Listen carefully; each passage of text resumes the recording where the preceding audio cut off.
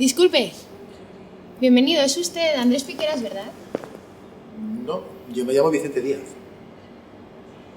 De acuerdo, tome asiento.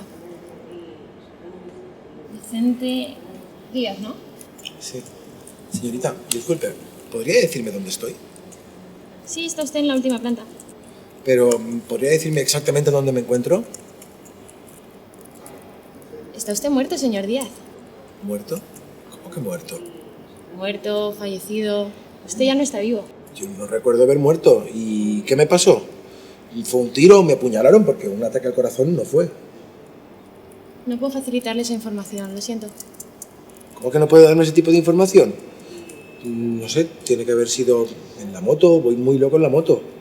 Tendría que haber cogido el autobús o el metro. Me aseguro de Yo esto no se lo he dicho. Murió atropellado mientras cruzaba una calle.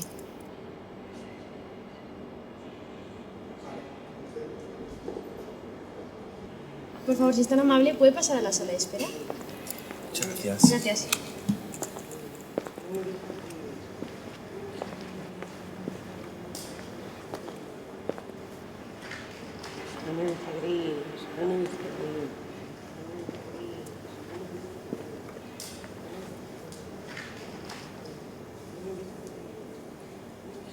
No busques.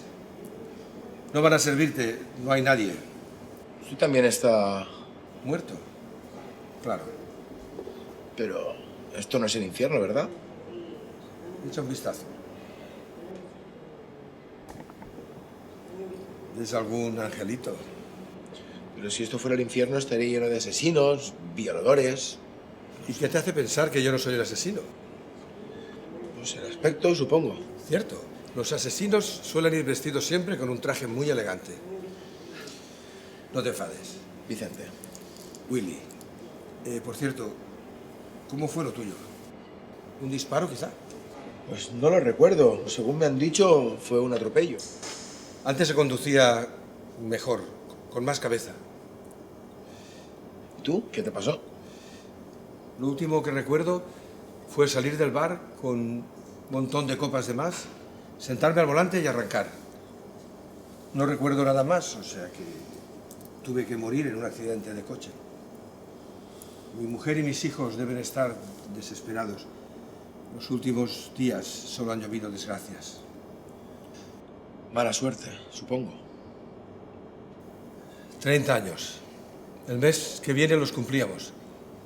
Qué injusta es la vida. Casi 30 años trabajando duro para la misma empresa para sacar adelante la familia.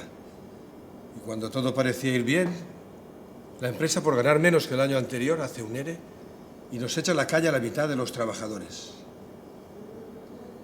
Supongo que ni la solución ni la respuesta estaban en el fondo de la botella. En realidad yo tampoco buscaba ninguna solución. Digamos que digiero mejor el alcohol que las malas noticias. Media vida jugándome la salud por aquella empresa, para que tengan que despedirme con un puto correo. Pero ¿sabes qué? Si hay algo que no voy a olvidar, ni en esta vida, ni en la otra, ni en ninguna, es el nombre del hijo de puta de la empresa que ejecutó los despidos.